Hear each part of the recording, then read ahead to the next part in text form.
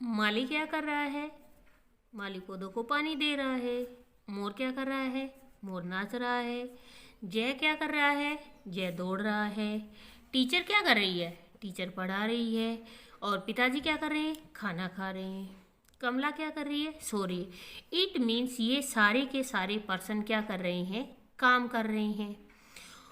और जिन शब्दों से हमें ये पता लगे कि ये इंसान काम कर रहा है, मीन्स कैसे? जैसे माली पौधों को दे रहा है क्या? पानी। मतलब पानी क्या कर रहा है? वो दे रहा है। मोर नाच रहा है। जय दौड़ रहा है। ये ऐसे शब्द जिससे हमें ये पता लग रहा है कि कुछ काम हो रहा है, इसे हम बोलते हैं क्रिया।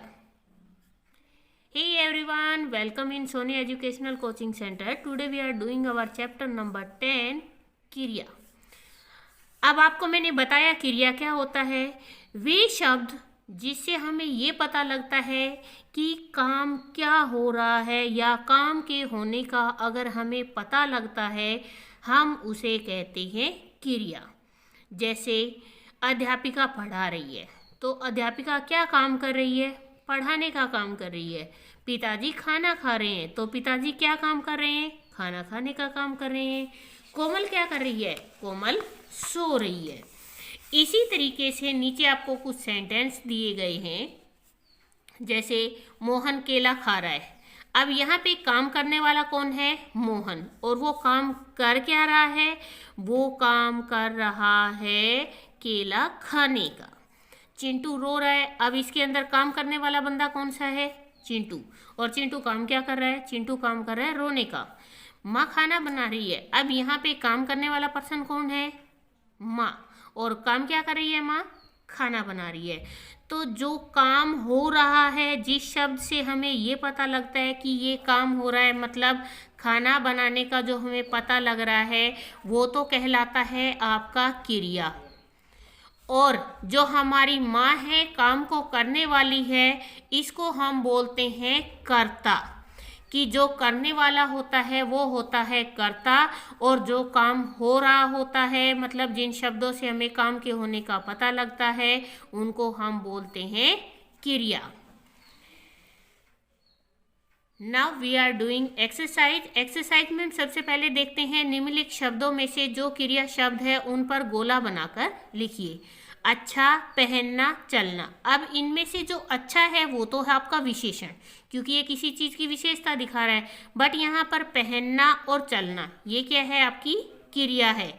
उसके बाद है लिखना, सुनना और काला। काला तो है रंग, और रंग क्या दिखाता है? विशेषता को दिखाता है। तो यहाँ पे लिखना और सुनना क्या है? ये है आपकी क्रिया।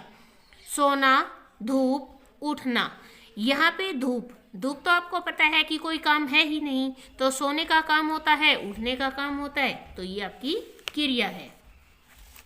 फिर आता है आपका नहाना, आम, खेलना। आम तो खाने के लिए होता है, आम कोई काम नहीं होता।